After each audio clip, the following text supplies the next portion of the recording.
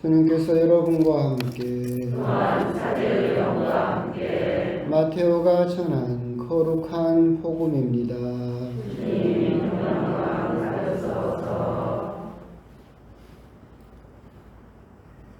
그때 예수님께서는 성령의 인도로 광야에 나가시어 악마에게 유혹을 받으셨다. 그분께서는 40일을 밤낮으로 단식하신 뒤라 시장하셨다. 그런데 유혹자가 그분께 다가와 당신이 하느님의 아들이라면 이 돌들에게 빵이 되라고 해보시오 하고 말하였다. 예수님께서 대답하셨다. 성경에 기록되어 있다. 사람은 빵만으로 살지 않고 하느님의 입에서 나오는 모든 말씀으로 산다. 그러자 악마는 예수님을 데리고 거룩한 도성으로 가서 성전 꼭대기에 세운 다음 그분께 말하였다. 당신이 하느님의 아들이라면 밑으로 몸을 던져보시오. 성경에 이렇게 기록되어 있지 않소. 그분께서는 너를 위해 당신의 천사들에게 명령하시리라. 행여 너의 발이 돌에 차일세라. 그들이 손으로 너를 받쳐주리라. 예수님께서는 그에게 이르셨다. 성경에 이렇게도 기록되어 있다. 주 너의 하느님을 시험하지 마라. 악마는 다시 그분을 매우 높은 산으로 데리고 가서 세상의 모든 나라와 그 영광을 보여주며 당신이 땅에 엎드려 나에게 경배하면 저 모든 것을 당신에게 주겠소 하고 말하였다. 그때 예수님께서 그에게 말씀하셨다. 사탄아 물러가라. 성경에 기록되어 있다. 주 너의 하느님께 경배하고 그분만을 섬겨라. 그러자 악마는 그분을 떠나가고 천사들이 다가와 그분의 시중을 들었다. 주님의 말씀입니다. 그리스도님 감사합니다. 참여했습니다. 여기서 보기에는 날이 참 봄날씨 같습니다. 바람은 안에서 보기에는 바람이 안 느껴집니다. 제가 유학 가가지고 참 순진했을 때 제가 머물던 기숙사가 주교님, 교황청에서 일하시는 주교님들이 살던 기숙사였어요. 그래가지고 그 부활 때가 되면 교황님과 함께 드리는 그 미사를 들어갈 수 있는 티켓이 이렇게 있어요. 그러면 부탁받으면 주고 이렇게 할 수 있고. 그런데 이제 저도 로마까지 왔는데 교황님 미사 한번 가봐야 될 거 아니에요. 부활 때 갔어요. 그럼 2번 다시 안 가요. 3시간이에요. 3시간. 미사를 3시간 동안 그러죠. 신부가 3시간 되면 거룩하고 얼마나 행복하겠어요. 근데 다음부터는 너무 행복해서 그래서 저는 전례가 길어지는 거를 별로 안 좋아라고 합니다. 왜 이런 말씀을 드리냐면 독서자들은 앞으로 저에게 절대 물어보지 마시고 항상 짧은 독서만 하십시오. 신부님 긴 독서 할까요? 짧은 독서 할까요? 물어보지 마세요. 짧은 독서를 하십시오. 오늘은 사순절 일주일이고 또 오늘 복음은 여러분도 다 아시는 것처럼 광야에서 예수님께서 유혹을 받으신 3번의 유혹을 받으신 그 이야기가 봉독이 되었습니다. 사순절 일주일 예수님의 광야에서의 유혹, 그래서 제가 여러분들이 눈물 없이는 들을 수 없는 그런 강론을 준비를 했습니다. 그런데 교황님께서 사순 담화문을 내셨습니다. 그래서 눈물 없이는 들을 수 없는 강론을 준비했었지만 그래도 우리 교황님께서 올해 사순시기 전 세계 교회 우리 신자들에게 사순시기를 어떻게 살았으면 좋겠다라고 하신 그 담화문을 우리도 그래도 듣고 한번 읽어볼 필요가 있겠다. 제가 어찌감히 교황님의 말씀을 덮을 수 있겠습니까? 그래서 주보를 펴보시면 교황님의 담화 요약문이 있습니다. 다 읽지는 않을 것이고 그것도 요약문인데 간단하게만 제가 그 말씀 드리면 들으시면 됩니다. 읽지 마시고. 시노달리타스 여정인 사순시기의 수덕이라는 제목으로 교황님께서 말씀을 하셨어요. 그러면서 특이하게 주제를 사순제 2주일에 봉독되는 예수님의 거룩한 변모, 주제로 잡으셨습니다. 그러면서 주님 변모에 관한 복음이 해마다 사순제 2주일에 선포가 되고 이 변모의 의미는 올라감의 여정이죠. 그래서 자기 수련으로서의 수덕의 특별한 체험을 하기 위하여 예수님과 함께 높은 산으로 오르라는 초대를 우리 역시 받았다. 우리 역시도 예수님과 함께 높은 산으로 오르는 그 여정의 길에 있다라고 하는 것을 상기시켜 주고 계십니다. 사순시기의 수덕은 우리의 부족한 믿음과 십자가의 길로 예수님을 따르는 데 대한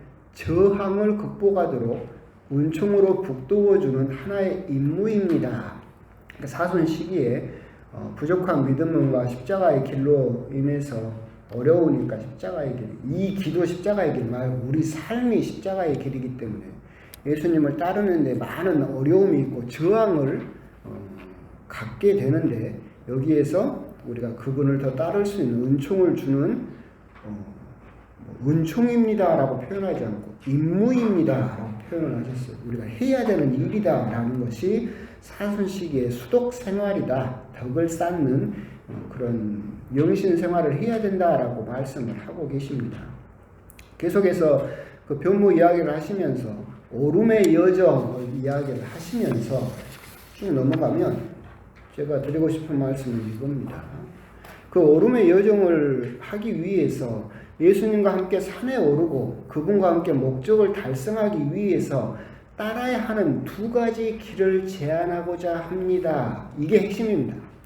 다만 앞에 신호다리 땄으나 뭐 이런 건 이제 들어가기 위한 도움닫기였었고 교황님께서는 여러분에게 수독 생활을 위해서 두 가지 길을 제안을 하는데 첫 번째 길은 뭐냐면 하느님께서 그때 거룩한 변모를 예수님께서 하셨을 때 하셨던 하느님의 말씀 너희는 그의 말을 들어라. 이 말씀에 따라서 첫 번째 우리가 수독 생활을 해야 되는 수독 생활의 첫 번째 방법은 뭐겠습니까? 그의 말을 들어라 입니다. 우리는 예수님의 말씀을 들어야 됩니다 라는 것이 교황님의 첫 번째 공고죠. 사순시기에 다른 것을 하기 이전에 먼저 하느님의 말씀을 들어야 된다. 그 뒷부분은 제가 여러분에게 드렸던 말씀하고도 같은 이야기입니다. 하느님의 말씀은 네 가지 방법으로 전해진다라고 그랬죠. 우리가 하느님 말씀을 어떻게 들어요? 그러면 네 가지 방법으로 전해진다. 첫 번째는 뭡니까? 성령입니다. 성령은 기도를 통해서 들을 수 있습니다. 그렇죠? 그러니까 우리가 기도를 하면 성령을 체험하고 기도를 하면 하느님의 말씀을 들을 수 있죠. 하느님의 말씀을 들을 수 있는 두 번째 방법은 성경입니다. 그렇죠? 성경을 읽으면 하느님의 말씀을 들을 수 있습니다.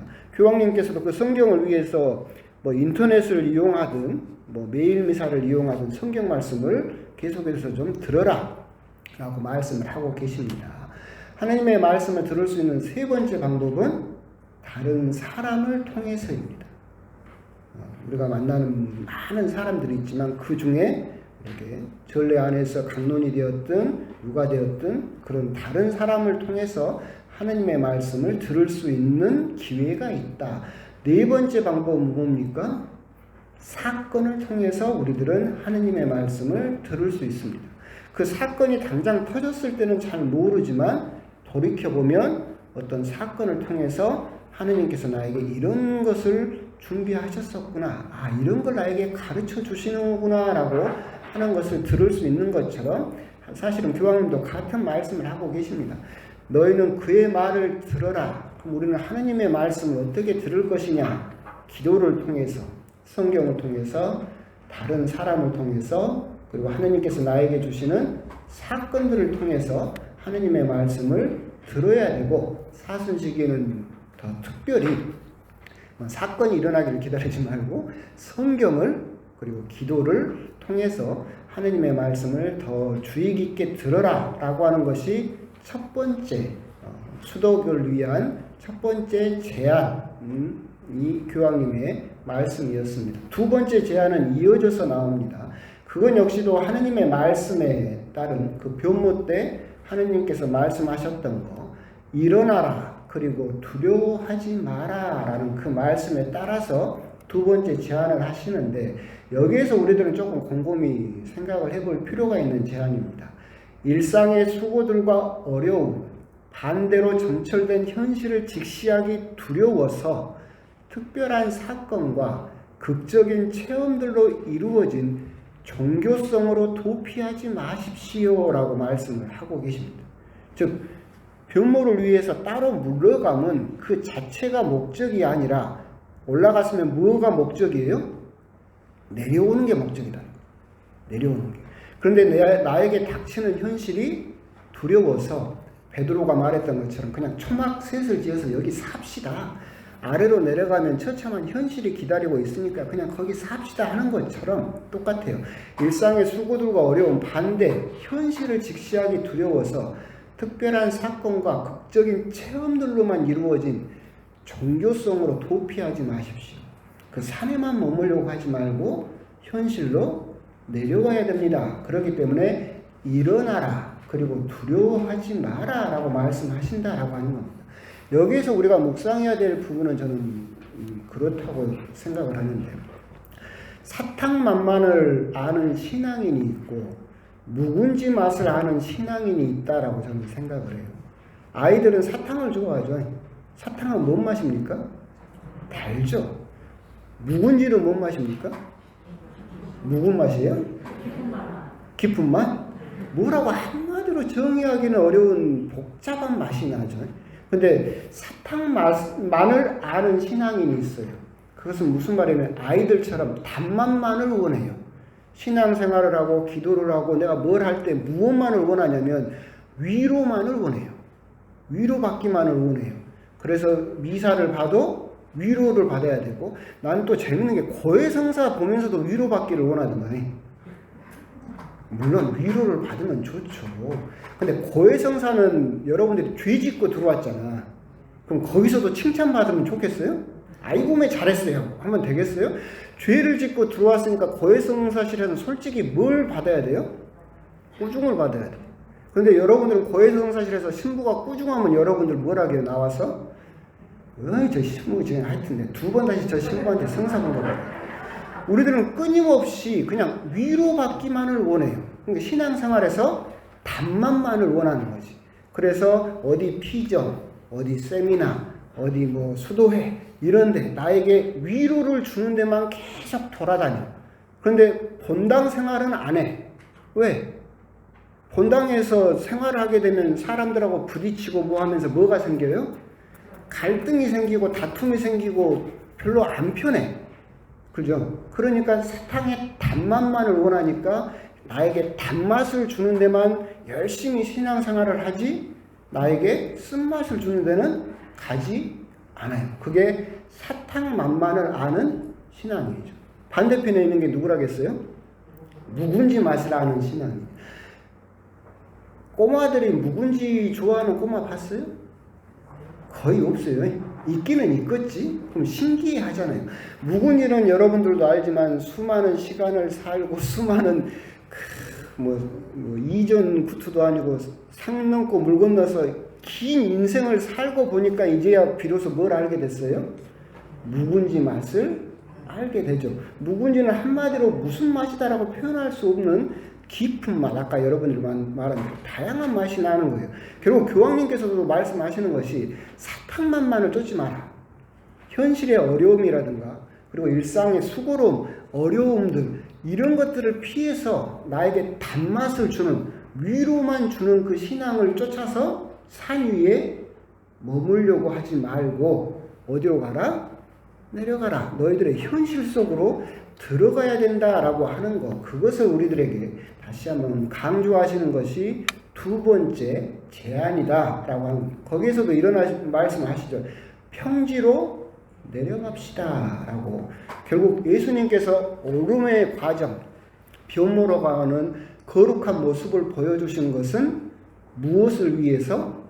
내려가기 위해서 그 거룩한 모습을 보여주셨다라고 하는 거, 그것을 교황님께서는 강조하고 계신다. 결국 오늘 교황님의 사순 담화문은 여러분들이 주보에도 있지만 두 가지만 딱 기억을 하시면 됩니다. 우리가 사순시기에 뭘 해야 되겠다라고 한다면 교황님께서 여러분에게 주신 제안은 첫 번째 뭐였습니까?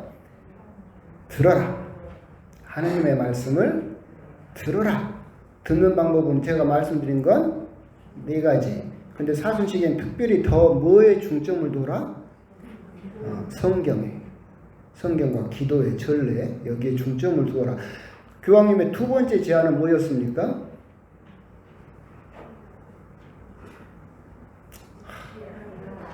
일어나라. 내내 설명했더니 아래로 내려가라. 힌트를 줘야 말하는구나. 너무 복잡해서. 올라가 있지 말고 아래로 내려가는 그 모습을 보여줘야 된다. 사순식이라고 해서 어디 피정이나 세미나나 단만만을 쫓지 말고 내 본당에서 함께 부딪히면서 그 사람들과 묵은지 맛을 내는 신앙생활을 해야 된다라고 하는 점, 그런 점을 한번 곰곰이 묵상하시면서 교황님의 사순 담화문을 또 한번 읽어보셨으면 좋겠습니다. 아멘.